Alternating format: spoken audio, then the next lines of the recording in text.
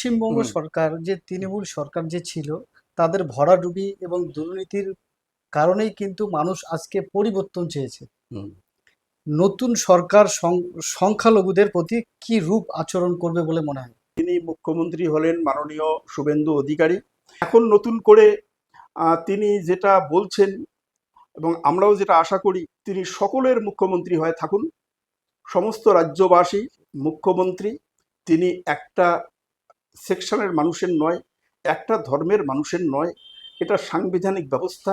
ভারতের পবিত্র সংবিধানের দায়বদ্ধতা মেনে তিনি সকলের উন্নতি করবেন। আমি ইতিমধ্যে রয়েছি পশ্চিমবঙ্গ নস্য শেখ উন্নয়ন পরিষদের সভাপতি বজেল রহমানের বাসায় রয়েছি। আমরা কথা বলবো যে সামনে 2026-এ বিধানসভা ইলেকশনে যে পালাবদল দেখা গেল। আসসালামু আলাইকুম, নমস্কার। স্যার, তৃণমূল সরকার গেল, বিজেপি সরকার এলো, এটা কিভাবে দেখছেন? নতুনকে সবসময় বরণ করে নেওয়ার এটা আমাদের সামাজিক রীতি, গণতান্ত্রিক রীতি। সরকার চিরকাল থাকবে না। পৃথিবীর ইতিহাসে চিরকাল কারো রাজত্ব থাকে না।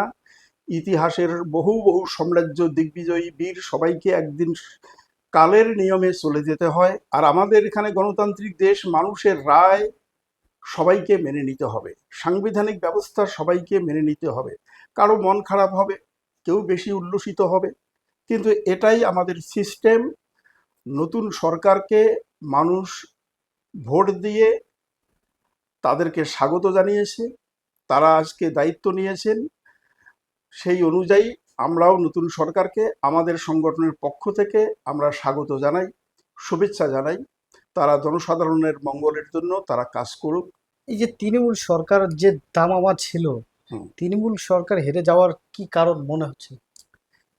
এটা তো রাজনৈতিক বিশ্লেষণের ব্যাপার এসে গেল। এটা একটা সরকার যখন চলে যায় তখন তার অনেকগুলো কারণ থাকে।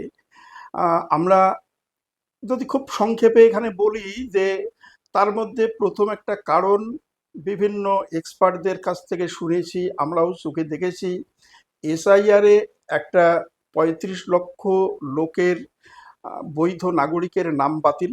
এটা বহু নির্বাচনী ক্ষেত্রে এটার প্রত্যক্ষ ফলাফল আমরা পেয়েছি বা দেখেছি। সরকার যখন চলে যায় তার ভোট পার্সেন্টেজ কমে যায়, এবং নতুন একটা সরকার যখন আসে তাদের ভোট শেয়ার বেড়ে যায়, অর্থাৎ অধিক সংখ্যক মানুষ তাকে পছন্দ করা শুরু করে। আর আগের যে সরকার, তাকে কিছু মানুষ অপছন্দ করেছে। এই কারণগুলো তো অবশ্যই গুরুত্বপূর্ণ। মাননীয়া মমতা ব্যানার্জি, যিনি বিগত সরকারের দায়িত্বে ছিলেন, তিনি যে স্বপ্ন দেখিয়ে মানুষকে নিয়ে এসেছিলেন, কাজ করবেন বলে কথা দিয়েছিলেন, তার সবটা তিনি পূরণ করতে পারেননি। সবচেয়ে সমস্যা হয়েছে একটা আহ, সরকারের বিরুদ্ধে একটা মানুষের সীমাহীন দুর্নীতির অভিযোগ, বিশেষ করে শিক্ষা ক্ষেত্র থেকে শুরু করে অন্য জায়গায়। এটা সরকার ঢাকতে পারেনি। মানুষের মধ্যে একটা ন্যারেশন তৈরি হয়েছে যে একটা বিশাল দুর্নীতি এখানে হয়েছে। সরকারের মন্ত্রী আমলারা ধরা পড়েছে, জেল খেটেছে। কলকাতার মতো শহরে একটা ডাইরেক্ট যেটা এফেক্ট করেছে সেটা হচ্ছে ওই আরজি কর মামলা, এক মহিলার ধর্ষণ এবং হত্যাকাণ্ড, তাকে ঢেকে রাখার মরিয়া প্রচেষ্টা। সেটা কলকাতার শিক্ষিত সমাজ, আধুনিক সমাজ ভালো মনে মেনে নিতে পারেনি। আমাদের সংখ্যালঘু সমাজের মধ্যে আমাদেরও কিছু আহ, অপূর্ণ আশা রয়ে গেছে। যেভাবে আমরা স্বপ্ন দেখেছিলাম সেভাবে হয়নি। বামপন্থী অত্যাচার থেকে মুক্ত হওয়ার জন্য নতুন সরকারকে আনা হয়েছিল, কিন্তু সেই সরকারের মধ্যেও এমন কিছু ডন, এমন কিছু নেতা, এমন কিছু ঔদ্ধত্যপূর্ণ কর্মী তৈরি হয়েছিল যারা মানুষের, হিন্দু মুসলিম নির্বিশেষে, তারা এলাকায় এলাকায় ত্রাস সৃষ্টি করেছিল। এটা আমাদের সমাজ ভালোভাবে মেনে নিতে পারেনি। যে ইমাম মুয়াজ্জিন ভাতা দিয়ে তিনি শুরু করেছিলেন, মুসলিম সমাজ কোনোদিন দাবি করেনি যে ইমাম মুয়াজ্জিনের ভাতা দিতে হবে, কিন্তু তিনি দিলেন। বলেও ফেললেন যে এরা দুধেল গাই। এবং তিনি মাঝে মাঝে সৌজন্যের খাতিরে ইফতার পার্টিতে যান, নামাজ পড়তে যান এবং নির্বাচনী বক্তব্য ঈদের মাঠে রাখেন। এই জিনিসগুলো একটু এমনভাবে ন্যারেটিভ তৈরি হয়েছে যে তিনি যেন মুসলিম সমাজের জন্য সব কিছুই করছেন, আসলে দিচ্ছেন না কিছু। যে টাকাটা মসজিদের কয়েকজনকে দিয়েছেন সামান্য একটা ভাতা, সেটা ওয়াকফ বোর্ডের টাকা, কিন্তু কোষাগার থেকে বিশেষ কিছুই করেছেন বলে আমাদের জানা নেই। মাইনরিটি ফান্ডের স্টাইপেন্ড যারা পাচ্ছেন সেটাও কিন্তু সেন্ট্রাল গভর্নমেন্টের 60% টাকা আছে ওর মধ্যে, রাজ্য সরকার 40% টাকা অ্যাড করে এই প্রকল্পগুলো চালু করে। কাজে এটাও তিনি একাই কৃতিত্ব দাবি করতে পারেন না। 13 লক্ষ শ্রমিক পরিযায়ী হয়েছে, দিনকে দিন এইভাবে কর্মসংস্থানহীন মানুষ, একটা যে তাদের ডিটোরিয়েশন, তাদের তো উন্নতি নেই। আর আহামরি শিক্ষা প্রতিষ্ঠানের বড় বড় আমাদের এখানে শিক্ষা প্রতিষ্ঠান নেই। আমাদের এখানে বেসরকারি যে শিক্ষা প্রতিষ্ঠানগুলো আছে ইংলিশ মিডিয়াম, সেখানে সবাই আমরা পড়াতে পারি না। গ্রামীণ স্কুলগুলোতে শিক্ষক নেই, পরিকাঠামো নেই। হ্যাঁ, মিড ডে মিল আছে, অন্যান্য জিনিস আছে, সরকারি বইপত্র আছে, সাইকেল আছে, কিন্তু পড়ানোর মতো যদি টিচার না থাকে তাহলে স্কুলটা চলবে কেমন করে?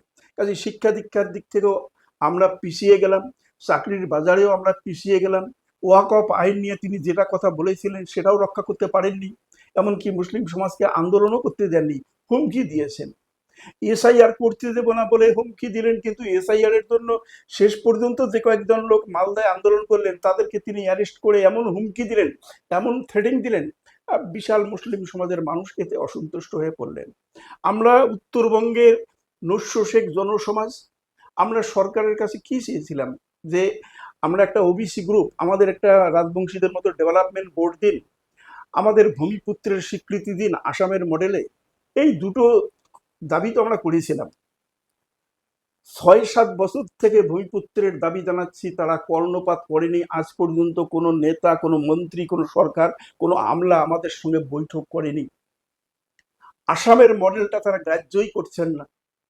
একটা ডেভেলপমেন্ট বোর্ড 21 সালে অনেক কষ্ট করে আমরা আদায় করলাম, কিন্তু সেটা আন্তরিকভাবে তারা দেননি।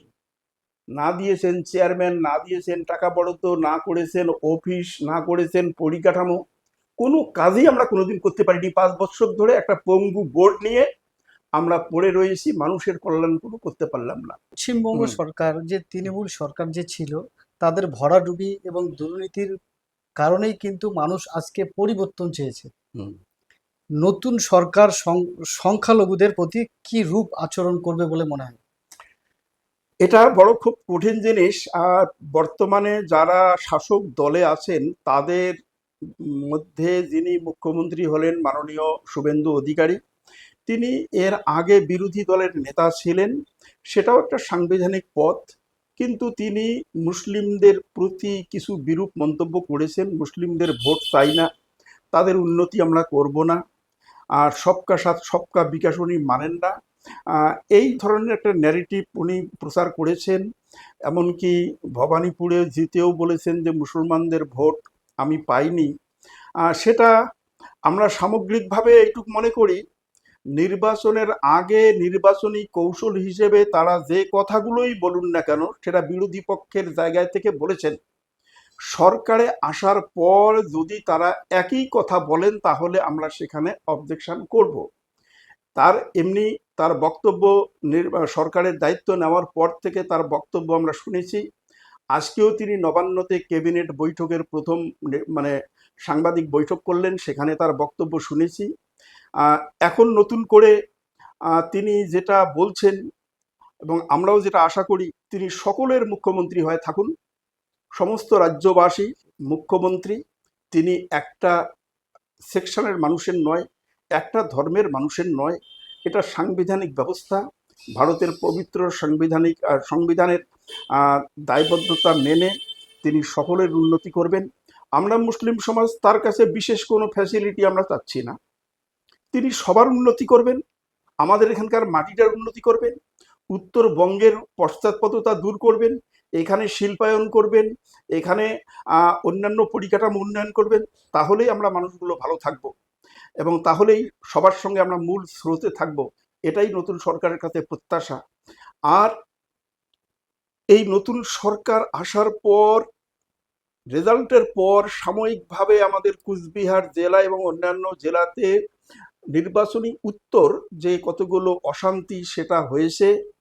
আমরা এই জায়গাটা একটু সতর্কভাবে লক্ষ্য করলাম যে প্রথম 24 ঘন্টা এলোপাথারি কিছু বাড়িঘর লুটপাট, কিছু দোকানপাট লুটপাট, কিছু মানুষকে মারধর করা, এই রকম কিছু অত্যাচার হয়েছে।